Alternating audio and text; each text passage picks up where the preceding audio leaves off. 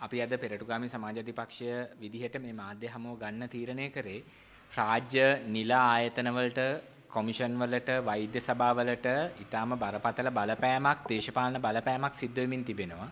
මේ දේශපාලන බලපෑම අපි දකින විදියට ජනතාවගේ අයිතීන් පැත්තෙන් ගත්තත් ඒ ආයතන නිල ව්‍යුහයන් වල පැවැත්ම පැත්තෙන් ගත්තත් ලොකු අර්බුදයක් ඇති කරනවා. දැනටමත් ආණ්ඩුවේ සිටින ඇමතිවරුන් පවා මේක සම්බන්ධ විරෝධය පළ කරලා තියෙනවා. ඉතින් මේ සම්බන්ධ අපේ පක්ෂයේ අදහස ප්‍රකාශ කරන්න තමයි අපි අද මේ මාධ්‍ය හමුව ගත්තේ.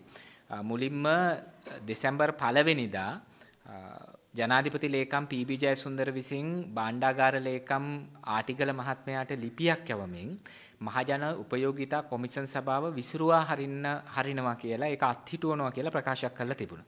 ඒකට මේ ප්‍රකාශය එහෙම කරන්න ජනාධිපති ලේකම්වරයාට කිසිදු බලයක් නැහැ කියන එක ඊටාම පැහැදිලි. මොකද මහජන උපයෝගිතා කොමිෂන් සභාව කියන්නේ 2002 අංක 35 දරන පාර්ලිමේන්තු පනතකින් ස්ථාපිත කරපු ආයතනයක්. එතකොට ඒ ආයතනයේ විසිරුවා හරින්න හරි ඒක අත්හිටුවන් හරි බලය තියෙන්නේ පාර්ලිමේන්තුවට පමණයි.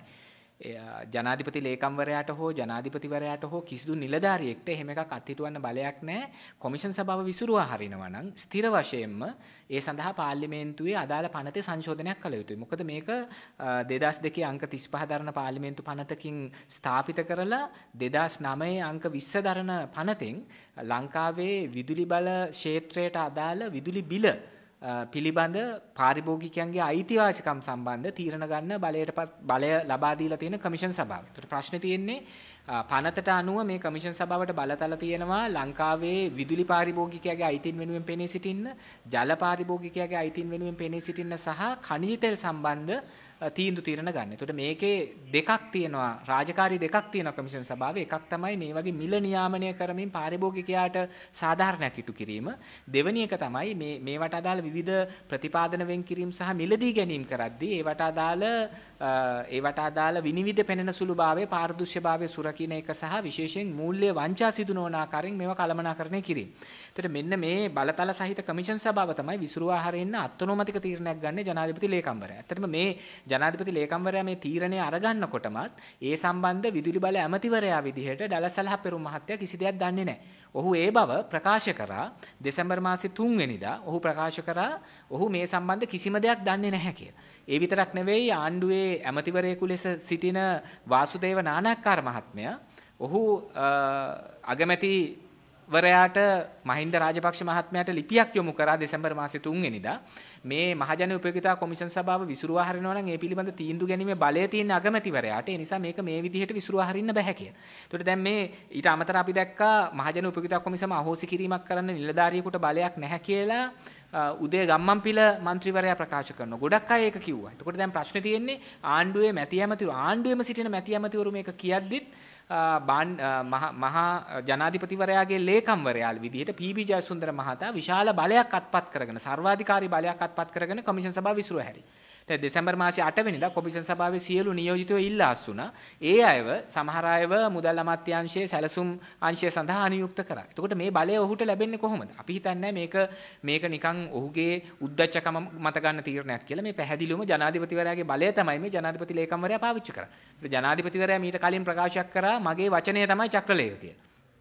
චක්‍රලේඛ අවශ්‍ය නැහැ, මගේ වචනය තමයි චක්‍රලේඛ කියලා කිව්වා. එතකොට දැන් ජනාධිපතිවරයා විසින් නිකුත් කරපු නිල ලිඛිත ලියවිල්ලක් චක්‍රලේඛයක් මේකට නැතුවත් ජනාධිපති ලේකම්වරයා මේ විදිහට වැඩ කරන්නේ ජනාධිපතිවරයාගේ වාචික නියෝගයක් මතද කියන ප්‍රශ්නේ තියෙනවා. අපිට ප්‍රශ්නේ තියෙන්නේ මේ ජනාධිපතිවරයා සහ ආණ්ඩුවේ මැති ඇමතිවරුන් අතර තියෙන ගැටුමම නෙවෙයි. අපිට තියෙන ප්‍රශ්නේ තමයි මේක හරහා විදුලි පාරිභෝගිකයෝ විදිහට ලංකා විදුලි බල මණ්ඩලයෙන් විදුලිය අරගෙන අපේ දෛනික කටයුතු කරගෙන අවසානයේදී මාසාන්තිමට බිල ගෙවන පාරිභෝගිකයෝ විදිහට අපේ රටේ සුවාසක් ජනතාව මූණ දෙන ප්‍රශ්නේ. මීට කලිනුත් විදුලි බිල අසාධාරණ ලෙස වැඩි කරන්න යන වෙලාවේ මහජන උපයෝගිතා කොමිසම මැදිහත් වෙලා තමයි විදුලි බිල වැඩි කිරීම නැවැත්තුවේ. ඒකට මින් ඉස්සරහට එවැනි ආයතනයක් නැහැ. ලංකා විදුලි බල මණ්ඩලයට කැමති විදිහට මේ තීරණ ගන්න පුළුවන්. ඒකට දැන් අයවැය තීරණයකට අනුව තමයි මේක ගත්තේ කියලා කිව්වා. ඒක පට්ටපල් බොරුවක්. අයවැය එහෙම එකක් කතා වුණේ නැහැ. අයවැය සාකච්ඡා වුණේ ලංකා විදුලි බල මණ්ඩල පනත සංශෝධනය කරනවා කියලා මිසක මහජන උපයෝගිතා කොමිසම සම්බන්ධ කිසිම දෙයක් අයවැය සාකච්ඡා කළේ නැහැ. දැන් ප්‍රශ්නේ තියෙන්නේ මේක පිටිපස්සේ තියෙන රහස මොකක්ද? මේක පිටිපස්සේ රහස් කීපයක් තියෙනවා. එකක් තමයි කෙරවලපිටියේ දැනට හදන LNG විදුලි බලාගාරය මෙගාවොට් 300ක ධාරිතාවකින් යුක්ත විදුලි බලාගාරය. ඒක ඉදිකිරීමේ ප්‍රසම්පාදන කටයුතු වලින් පස්සේ ඒක ඉදිකිරීමේ කොන්ත්‍රාත් එක බාර දීලා තිබුණේ චීන සමාගමකට. දැන් ඒ වෙනුවට ඒක බාර දීලා තිනවා LTL සමාගමට හදිස්සියෙම කොමිෂන් සභාව අහෝසි කරලා. LTL සමාගමට දීලා තිනවා මේ LTL සමාගම මේක විදුලි බල මණ්ඩලයටත් 163ක් කොටස් තියෙන සමාගමක්. ඒ නිසාම මේක කිසිදු පාර්ලිමේන්තු ව්‍යුහයකින් හරි කිසිම එකකින් අධීක්ෂණයට ලක් නොවන විගණනයට ලක් නොවන සමාගමක්. දැන් ප්‍රශ්න තියෙන්නේ ඒක. මේක නැවත සම්බන්ධයි පහුගිය 20 වෙනි ආණ්ඩුක්‍රම ව්‍යවස්ථා සංශෝධනයේ තිබුණු කරුණුත් එක්ක විගණනයට අදාළ. ඒවත් එක්ක නැවත සම්බන්ධයි. එතකොට දැන් මේක විගණනයට ලක් වෙන්නේ නැහැ. මේ සමාගම් පිළිබඳ ඊටාම බරපතල සැකයක් තියෙනවා. සැකය තමයි කෙරවලපිටිය බලාගාරය ඉදිකිරීම සඳහා ඔවුන් ටෙන්ඩරය ලබා දීලා තියෙන්නේ රුපියල් මිලියන 175කට. නමුත් මේ කටයුත්ත සඳහායි කියමින් ජර්මන් බැංකුවකින් ඩොලර් මිලියන් 300ක් ඔවුන් ණයක් ඉල්ලපු බවට පැහැදිලි සාක්ෂි පහුගිය දවස්වල මාධ්‍යවල පළ වෙලා තිබුණා. එතකොට දැන් මේ අයගේ මුළු ක්‍රියාවලියම සැකසහිතයි. ඒ ක්‍රියාවලිය සැකසහිතයි විතරක් නෙවෙයි තව ප්‍රශ්න තියෙනවා. දැන් මේ කොමිෂන් සභාව අහෝසි කිරීමත් එක්ක ඊටාම දූෂිත ගනුදෙනු කීපයක් සිද්ධ වුණා. එකක් තමයි ඇමිලිපිටියේ S-Power කියන විදුලි බලාගාරය මෙගාවොට් 100ක ධාරිතාවකින් යුක්ත. අනිත් එක තමයි ඒෂියා පවර් කියන මෙගාවොට් 50ක ධාරිතාවකින් යුක්ත විදුලි බලාගාරය. අනිත් එක තමයි ඒස් මාතර කියන මෙගාවොට් 20ක ධාරිතාවකින් යුක්ත තාප විදුලි බලාගාරය. මෙන්න මේ තාප විදුලි බලාගාර තුනේ ගිවිසුම් 2021 අප්‍රේල් මාසයෙන් අවසන්. එතකොට ඒ ගිවිසුම් තවදුරටත් දික් කරන්න බෑ. ඒ දික් කරන්න බැරිව ඒ දික් කරන එක වළක්වන්න තිබුණු ආයතනය තමයි කමිෂන් සභාව. දැන් කලේ කමිෂන් සභාව ඉසුරුව හැරියා මේවට අදාළ ගිවිසුම් දීර්ඝ කරා. දැන් ප්‍රශ්න තියෙන්නේ මේ තාප විදුලි බලාගාර වලින් දැන් අවුරුදු 15ක් 20ක් තිස්සේ විදුලිය මිලදී ගන්නවා. ඒ විදුලිය මිලදී ගැනීම නිසා අති විශාල අලාභයක් සිද්ධ වෙනවා. දැන් උදාහරණයකට ඒ ගිවිසුම් වල තියෙන්නේ. ඒව తాවකාලිකව කියලානේ චන්ද්‍රිකා ආණ්ඩුව කරේ. චන්ද්‍රිකා කුමාරතුංග මහත්මිය ජනාධිපතිද්දී తాවකාලික පදනමෙන් විදුලි අවශ්‍යතාවය සපුරන්න කියලා තමයි පෞද්ගලික තාප විදුලි බලාගාර වලින් විදුලිය මිලදී ගැනීමට කටයුතු කරේ. එතකොට ඒ විදුලිය මිලදී ගැනීමේ ගිවිසුම් ගත්තට පස්සේ ඒ ගිවිසුම් වල සඳහන් වෙලා තියෙන විදුලි ඒකකයකට රුපියල් 60ක් ගෙවනවා. අවම වශයෙන් වසරේ දින 360න් වසරේ දින 300ක්වත් අවම මේ බලාගාර වලින් විදුලිය මිලට ගන්නවා. කියන තැනින් තමයි ගිවිසුම් අත්සන් කරලා තියෙන්නේ. ඊට පස්සේ නිශ්චිත කාලෙකින් පස්සේ ගිවිසුම් අවසන් වසර කීපකින් පස්සේ ගිවිසුම් අවසන් ඒවා නැවත අලුත් කරන්නේ නැහැ කියන පදනමයි. සමහර බලාගාර තියෙනවා සමහර තාප විදුලි බලාගාර ඒවා ගිවිසුම් කාලේ අවසන් වෙද්දී රජයට ගන්න පුළුවන්. ඒ විදිහට තමයි ගිවිසුම් තිබුණේ. නමුත් මේ සියල්ල නොසලකා දැන් වෙලා තියෙන්නේ දැන් මේ පෞද්ගලික තාප විදුලි බලාගාර වලින් විදුලි ඒකකයේ රුපියල් 60 ගානේ මිලට ගන්න විදුලි බල මණ්ඩලය. ඒක පාරිභෝගිකයට දෙන්නේ රුපියල් 16ට. විශාල අලාභයක් රුපියල් 44ක අලාභයක් වෙනවා එක විදුලි එක යුනිට් එකකින්. එක යුනිට් එකකින් රුපියල් 44ක අලාභයක් වෙනවා. මේකෙන් පොහොසත් වෙනවා අර තාප විදුලි බලාගාර හිමිකාරයෝ ටික. ඒව නැවත සම්බන්ධයි මේ දේශපාලන බලාධිකාරියත් එක්ක. ඒ ඇවිල්ලා මේ දේශපාලන තන්ත්‍රයේ හුරතල්ලු ඒගොල්ලන්ගේ ඔඩොක්කු කුක්කුට එක තමයි ඔය ඉන්න තාප විදුලි බලාගාර සෙට් එක. ඒකට ප්‍රශ්නේ තියෙන්නේ මේක වළක්වන්න මැදිහත් වෙද්දි කමිෂන් එක විසිරුව හැරලා පී.බී. ජයසුන්දර දැන් තීරණය කළා තියෙනවා මේවා දික් කරනවා කියලා. දැන් ප්‍රශ්නේ තියෙන්නේ පෞද්ගලික තාප විදුලි බලාගාර වලින් විදුලිය මිලට ගැනීම නිසා වර්ෂයකට ලංකා විදුලි බල මණ්ඩලයට සිද්ධ වෙන අලාභය රුපියල් බිලියන් 80ක් කියලා හිටපු විදුලි බල මණ්ඩලයේ හිටපු සභාපති බන්දුල චන්ද්‍රසේකර පවසලා තියෙනවා. බිලියන් 80ක්. ඒ කියන්නේ සාමාන්‍ය ලංකාවේ ජනගහනට අවශ්‍ය කරන කොවිඩ් එන්නත ගෙන්නන්න යන වියදමටත් වඩා වැඩි ප්‍රමාණයක්. කොවිඩ් එන්නතත් රුපියල් බිලියන් 75කට විතර ගෙන්නන්න පුළුවන් ලංකාවේ ජනගහනට. මොකද ජනගහනයෙන් 70%කට එන්නත ගහන්න තියෙන්නේ. 120ක් මේ ලෝක සෞඛ්‍ය සංවිධානය විසින් නොමිල දෙනවා. එතකොට ජනගහනයෙන් 50%කට එන්නත් ලක්ෂ 110ක් ගෙන්න ගන්න තියෙනවා. ඒක ගෙන්න ගන්න පුළුවන් සාමාන්‍ය ඩොලර් 35 ගාන හිතුවත් ඩොලර් 35යි කියලා මේක හිතුවත් සාමාන්‍ය රුපියල් බිලියන් 75කට විතර මේ ටික ගෙන්න ගන්න පුළුවන්. එතකොට ඊටත් වඩා වැඩි අලාභයක් මේකෙන් සිද්ධ වෙනවා. ඒතර ඒක වහන්න තමයි මේ දේ කරලා තියෙන්නේ. ඉතින් ඒ විතරක් නෙවෙයි දැන් මේ ප්‍රශ්නේ හැම ක්ෂේත්‍රයකම යනවා. නීතියටත් පටහැනි ලෙස. දැන් පාර්ලිමේන්තුව විසින් සම්මත කරපු පනතක් ජනාධිපති ලේකම්වරයාට හෝ ජනාධිපතිවරයාට හෝ අත්නෝමතික ලෙස පාර්ලිමේන්තුවේ නොවිමසා පාර්ලිමේන්තුවේ ඡන්ද විමසීමක් ගන්න නැතුව මෙහෙම කෙලින්ම අහුසි කළා දාන්න බෑ. නමුත් අහුසි කළා. දැන් යන්නේ එහෙම තමයි යන්නේ කියලා ජනාධිපති කිව්වේ මගේ වචනේ තමයි නීතිය කියලා. ඒ විදිහට තමයි දැන් යන්නේ. දැන් අපි ආයේ අර පංච විප්ලවයටත් කලින් අර ලුයි රජුරෝ පාලනය කරන කාලෙට ගිහිල්ලා තියෙන්නේ. මොකද මේ ලුයි රජුරෝ තමයි කිව්වේ රාජ්‍ය යනු මමයි නීතිය යනු මගේ කැමැත්තයි කියලා.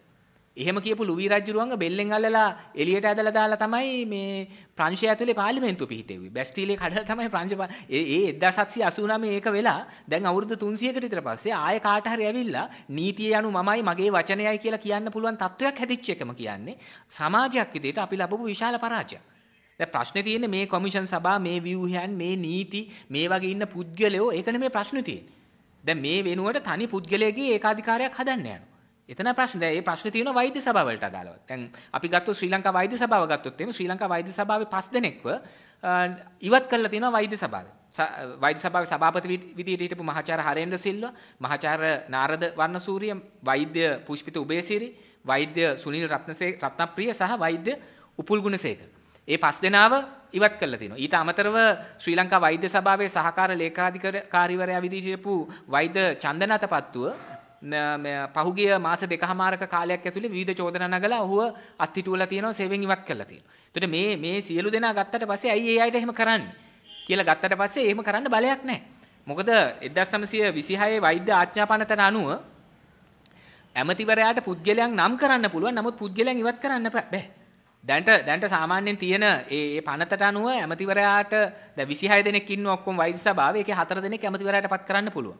ඒ වෛද්‍යවරුගේ ඡන්දයෙන් 7 දෙනෙක් තේරීපත් වෙනවා. විශේෂඥ වෛද්‍යවරු අතරින් 4ක් තේරීපත් වෙනවා. දන්ත වෛද්‍යවරු අතරින් එක්කෙනෙක් තේරීපත් වෙනවා. ඒව ඡන්දේ.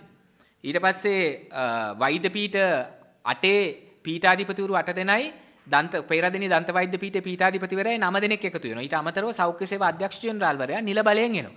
ඒතර ඇමතිවරයාට පත් කරන්න පුළුවන් 4 දෙනෙක් ඉන්නවා. හැබැයි 4 දෙනෙක් ඇමතිවරයාට පත් කරන්න පුළුවන් වුණ සභාපතිත් ඇතුළු 4 දෙනෙක් ඇමතිවරයාට පත් කරන්න පුළුවන්. පත් කරන්න පුළුවන් වුණාට ඉවත් කරන්න බෑ කියලා අර වෛද්‍ය ආච්චාපනතේ පැහැදිලිව සඳහන් වෙලා තියෙනවා. එහෙම සඳහන් වෙලා තියෙදි තමයි ඉවත් කරන්නේ. ඉවත් කරන එකට සාධාරණීකරණය කරන්නේ දැන් කොමිසමක් කමිටුවක් හැදුවා, කමිටුව විනය පරීක්ෂණයක් කරා කියලා.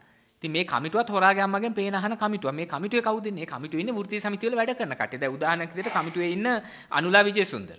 දැන් වෛද්‍ය අනුලා විජේසුන්දර කියන්නේ කවුද? ඇය පහුගිය කාලේ වියත්මගේ වැඩ කරපු කෙනෙක්. මේ ජාතිකවාදය, දේශීය දේවල් ඒවා මේවා කතා කර දැනටත් මේ හැමතිස්සෙම මාධ්‍යවල කෑ ගහන කෙනෙක්.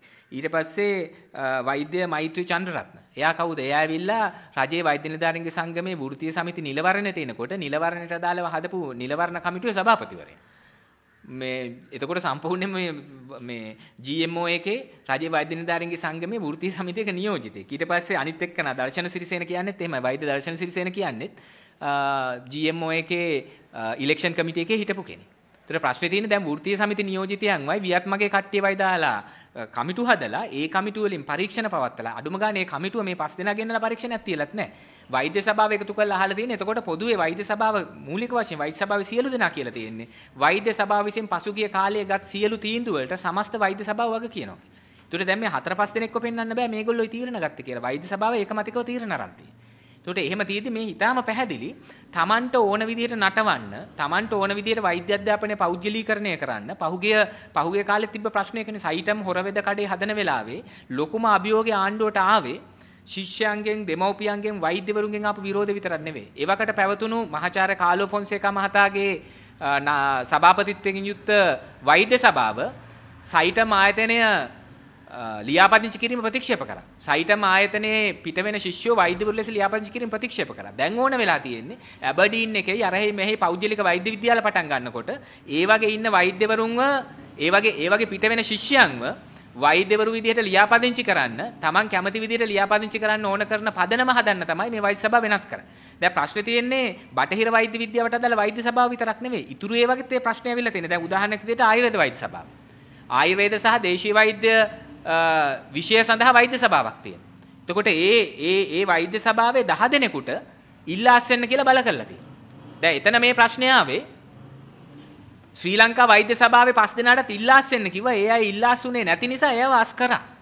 දැන් ආයුර්වේද වෛද්‍ය සභාවේ 10 දෙනෙකුට ඉල්ලාස් වෙන්න කිව්වා. ඊපස්සේ ඒගොල්ලෝ ඉල්ලාස් වුණා. ඊට පස්සේ Tamanට කැමති 10 දෙනෙක් දාගත්තා. Tamanට කැමති 10 දෙනෙක් දාගෙන තමයි දැන් ආයුර්වේද වෛද්‍ය සභාව පවත්වාගෙන යන්නේ. ඒ විතරක් නෙවෙයි දේශීය වෛද්‍ය රාජ්‍ය ඇමතිවරයා විදිහට සිසිර ජයකොඩි ප්‍රකාශයක් කළා තියෙනවා පාරම්පරික සිංහල වෙදකමට අදාළව වෙනම වෛද්‍ය සභාවක් හදනවා කියලා. වෙනම වෛද්‍ය සභාවක් මොකටද හදන්නේ? දැනට ආයුර්වේද වෛද්‍ය සභාව නම් කරලා තියෙන ඒකේ නිශ්චිතවම ඉන්නවා සිංහල පාරම්පරික පරම්පරාව වලින් වෛද්‍ය ක්‍රමයේ කරපු සිංහල පාරම්පරික වෛද්‍යවරුත් ඉන්නවා, සුදුසුකම්ලත් ආයුර්වේද වෛද්‍යවරුත් ඉන්නවා.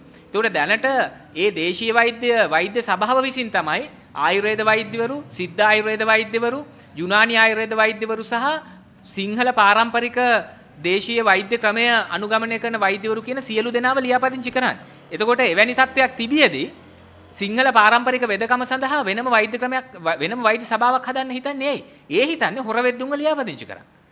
ඒ තියෙන හොර වෙද්දුන්ව ලියාපදිංචි කරන්න. Tamanට ඕන අයව වෛද්‍යවරු කියලා ලියාපදිංචි කරන්න. ඒකට තමයි මේ සැරසෙන්නේ. දැන් මේ සමස්ත ක්‍රියාවලිය ඇතුලේ වෙන්නේ ලංකාවේ සෞඛ්‍ය සේවය අති විශාල බිඳවැටීමකට ලක් වෙනවා. මොකද මේ වෛද්‍ය සභාවලට තමයි බලය තියෙන්නේ. වෛද්‍ය අධ්‍යාපනයේ ප්‍රමිතිය පරීක්ෂා කිරීමේ බලය. මේ වෛද්‍ය සභාවලට තමයි බලය තියෙන්නේ ලංකාවේ වෛද්‍යවරුන් ලියාපදිංචි කරන්න. වෛද්‍ය ආචාර ධර්ම තීරණය කරන්න. ඒ ආචාර ධර්ම කඩ කරන වෛද්‍යවරුන්ව ලියාපදිංචියෙන් ඉවත් කරන්න. ලියාපදිංචි නොවූ වෛද්‍යවරු ලෙස රෝගීන්ට ප්‍රතිකාර කරද්දී ඒවට විරුද්ධව පියවර ගන්න, නීතිමය පියවර ගන්න. ඒ සියලු බලය තියෙන මේ වෛද්‍ය සභාවලට. ඒකට බටහිර වෛද්‍ය විද්‍යාවට ශ්‍රී ලංකා වෛද්‍ය සභාව තියෙනවා. ආයුර්වේද, සිද්ධ ආයුර්වේද, යුනානි ආයුර්වේද සහ සිංහල පාරම්පරික වෛද්‍ය ක්‍රම සඳහා දේශීය වෛද්‍ය ආයුර්වේද වෛද්‍ය සභාව තියෙනවා. ඒකට මේ වෛද්‍ය සභා දෙකටම දේශපාලන බලපෑම් කරමින් ඒ වගේ ඉන්න සමාජිකයෝ ඉවත් කරමින් Tamanට කැමති අය පත් කරගනිමින් යනවා එක පැත්තකින්. තව පැත්තකින් Tamanට පාලනය කරන්න බැරි ක්ෂේත්‍රවලදී Tamanට ඕන විදිහට පාර්ලිමේන්තු පනත් වලින් අලුතෙන් වෛද්‍ය සභා හදන්න යනවා. දැන් බටහිර වෛද්‍ය සභාව සම්බන්ධ ශ්‍රී ලංකා වෛද්‍ය සභාව සම්බන්ධ උදාහරණ ගත්තොත් එහෙම ඒකේ සමාජිකයෝ පත් වුණේ 2019 අවුරුද්දේ. පනතට අනුව ඒ අයට 2024 දක්වා ඉන්න පුළුවන්. ඒකට 2024 දක්වා ඉන්න පුළුවන් සමාජිකයන්ව තමයි දැන් මේ 2020 දී ඉවත් කරන්න තීරණය කරන්නේ. නීතියට පටහැනිව දැන් ඔවුන් අධිකරණයට ගිහිල්ලා තියෙනවා. අද මේක සම්බන්ධ නඩුව විභාග වෙනවා. දැන් ආයුර්වේද වෛද්‍ය සභාවට අදාළව තිබුණේ ඉල්ලාස් වෙන්න කියලා දිගින් දිගටම බලපෑම් කරාට පස්සේ ඔවුන් ඉල්ලාස් වුණා. ඒ නිසා ඔවුන්ට දැන් නඩු යන්න විදියකුත් නැහැ. ඒකට දේශීය වෛද්‍ය කියලා දැන් සිංහල පාරම්පරික වෛද්‍ය ක්‍රමයට කියලා අලුතෙන් වෛද්‍ය සභාවක් හදන්න යද්දී සිසිර ජයකොඩි මැදිහත් වෙලා ඔය සිසිර ජයකොඩිම තමයි කිසිදු වග විභාගකින් තොරව එක එක જાති ඒව ගෙනල්ලා මේක කොරෝනා වලට බෙහෙත් කියලා කිව්වේ. කවුද කිව්වේ? දැන් මුලින්ම ගෙනාවා දුම්මුට්ටියක් උස්සන් ආවා. කිව්වා මේ දුම්මුට්ටියෙන් හොඳ වෙනවයි කිව්වා කොරෝනා. ඊට පස්සේ හෙළසුවේ කියලා කැඳ එකක් අරන් ආවා. වෛද්‍ය පාදනියත් මැදිහත් වෙලා හෙළසුවේ කියන්නේ පෞද්ගලික ආයතනයක්. පෞද්ගලික ආයතනයක කැඳ එකක් උස්සන් ඇවිල්ලා කිව්වා මේක බිව්වට පස්සේ කොරෝනා සනීප වෙනවා කියලා. රජයේ රෝහල් වල ඉන්න ලෙඩුන්ට කිසිදු වග විභාගකින් තොරව කැඳ පොවන්න හැදුවා. ඒ ප්‍රශ්නේ ආවා. ඒවා අඩුම ගානේ ආයුර්වේද වෛද්‍ය සභාවවත් නාවින්න ආයුර්වේද සහ දේශීය වෛද්‍ය පර්යේෂණ ආයතනයේවත් ඖෂධ සම්බන්ධ තීරණ ගැනීම සඳහා දේශීය වෛද්‍ය අමාත්‍යාංශය පත් කරලා තියෙන සූත්‍ර කමිටුවවත් ආයුර්වේද වෛද්‍යවරුන්ගේ සංගමයවත් අනුමත කළේ නැති ඒවා. ඊට පස්සේ අරන් ආවා සුදර්ශනී පැණිය කියලා එකක්. ඔය සිසිර ජයකුඩියක උස්සගෙන ඇවිල්ලා අපි දැක්කා ඒක බෝතලේ කටේ තියාගෙන ගහනවා සුදර්ශනී පැණිය. ඒකෙන් කොරෝනා හොඳ වෙනවා කියලා දැන් කෝ සුදර්ශනී පැණිය. ඒක නෑ. ඒක ඉවරයි. ඒකෙන් සල්ලි හොයන්න ඕන ටික හෙව්වා ඊට පස්සේ ඒක එතනින් ඉවරයි. ඒ සංදර්ශනය ඉවරයි. ඊට පස්සේ ගෙනාව සුවදරණී කියලා එකක්.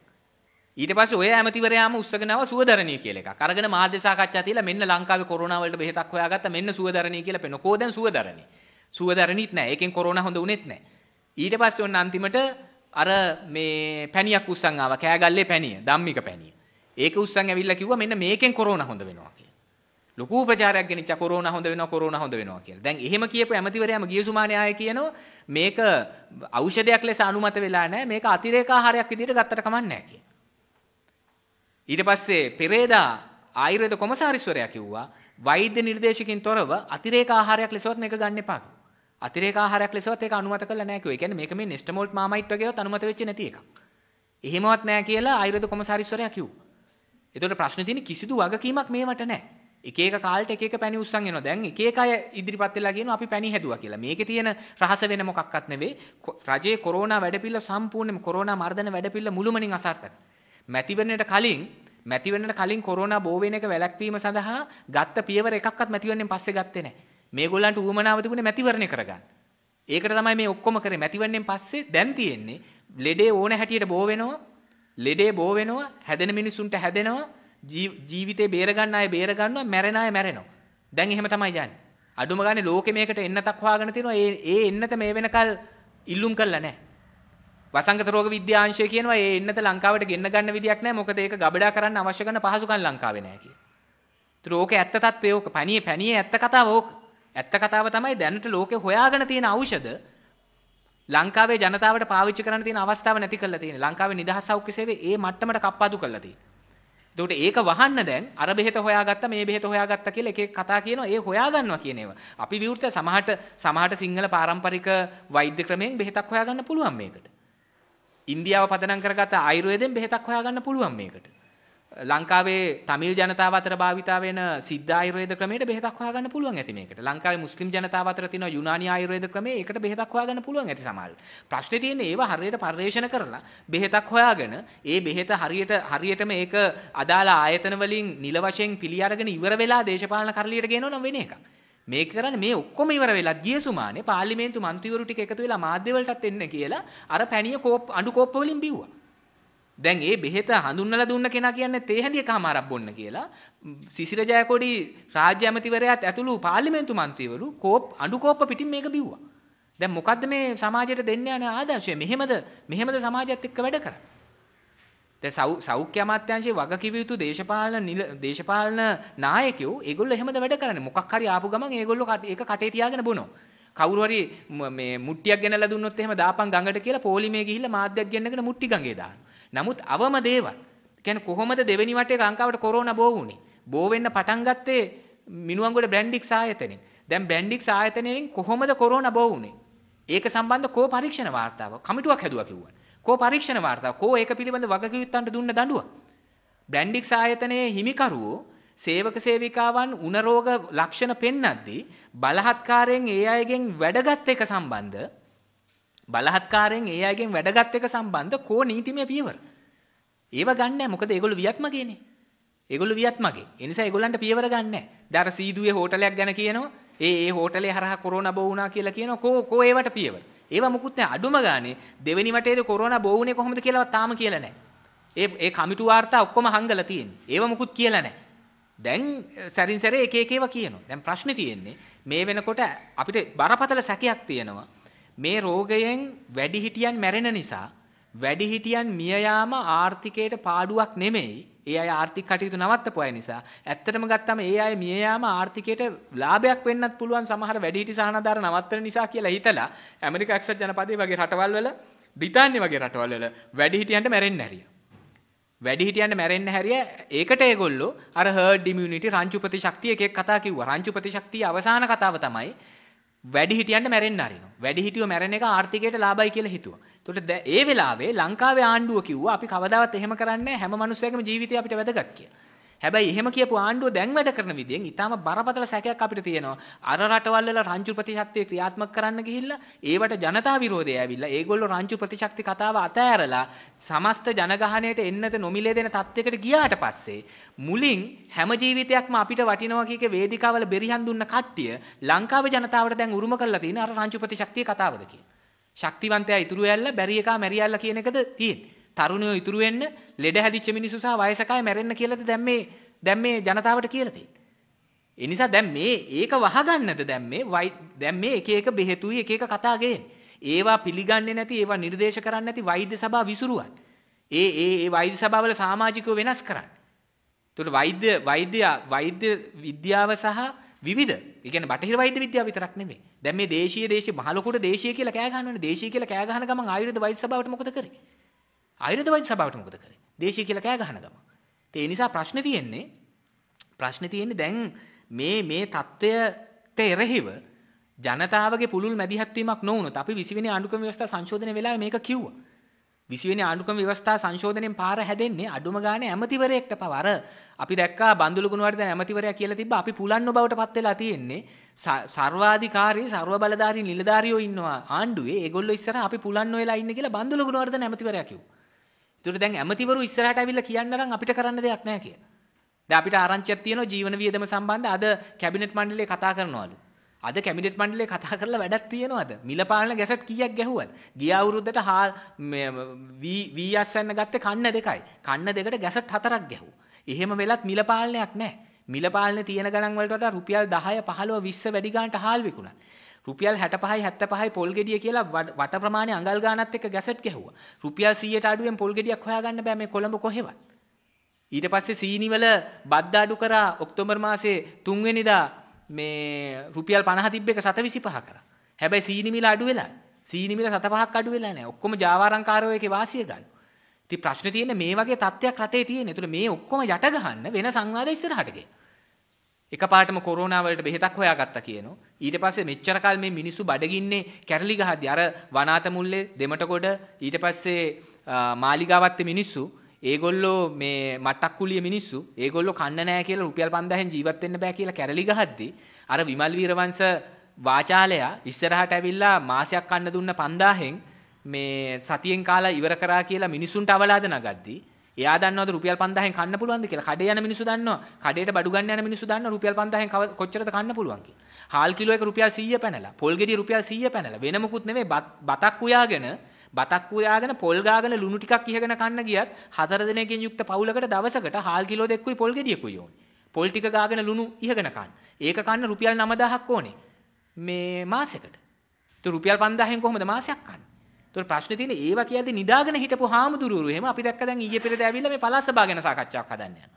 ඒ ප්‍රශ්නේ තියෙන්නේ මෙතන පළාත් සභාවද අරක මේක නෙවෙයි නිශ්චිතව දැන් මේ පවතින නීතියත් ඉක්මවා ජනාධිපති ලේකම්වරයා මේ කරන කටයුතු සම්බන්ධ ඇමතිවරු සහ පාර්ලිමේන්තුව පවා විරුද්ධව ජනාධිපති ලේකම්වරයාගේ මේ මැදිහත් වීම පිටුපස තියෙන බලය කුමක්ද කාගේ හයියෙන්ද ඌ වැඩ කරන්නේ?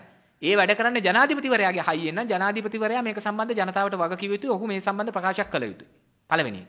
දෙවෙනි එක තමයි සමස්ත සෞඛ්‍ය සේවයම සම්බන්ධ විශ්වාසනීයභාවය බිඳවට්ටන්න, ප්‍රමිතිය බිඳවට්ටන්න, ඒක විනාශ කරලා එක හොර වෙද්දුන්ට ඕන දේවල් දහජරාවල් ජනතාවට පොවන්න ඕන කරන පදනම සකස් කර ගනිමින් යනවා.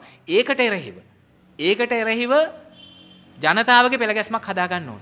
ඒ සඳහා අපි පෙරටුගාමි සමාජ අධිපක්ෂයේ විදියට ක්‍රියාමාර්ග ගණනාවක් තෝරලා තියෙනවා. විශේෂයෙන් බඩු මිල වැඩිවීම, ජීවන වියදම වැඩිවීමත් එක්ක ජනතාව මුහුණ දීලා ඉන්න අර්බුදය සම්බන්ධ අපි අද සිට ආරම්භ කරනවා උද්ඝෝෂණ මාලාවක්. අද අනුරාධපුර නගරයේ උද්ඝෝෂණයකින් අපි පටන් ගන්නවා. අපි 19 වෙනිදා කොළඹ කරන උද්ඝෝෂණයකින් ඒ උද්ඝෝෂණ මාලාව අවසන් කරන්න බලාපොරොත්තු වෙනවා. එතකොට ඒක ඇතුලේ අපි ප්‍රාදේශීය මට්ටමින් ජනතාව මේ සම්බන්ධ දැනුවත් කරන්න මැදිහත් වෙනවා. ඒ නිසා අපි ජනතාවගෙන් ඉල්ලනවා මේවා ඉස්සරහා නිහඬව බලාගෙන ඉන්න එපා. මේ සම්බන්ධ මැදිහත් වෙන්න, සංවිධානය වෙන්න, හඬ නගන්න. රිදී බන්දේසියක තියලා කිසිම අයිතියක් හම්බෙන්නේ නැහැ. අයිතීන් උදුරා ගැනීම සඳහා මැදිහත් වෙන්න කියලා අපි ජනතාවගෙන් ඉල්ලා සිටිනවා.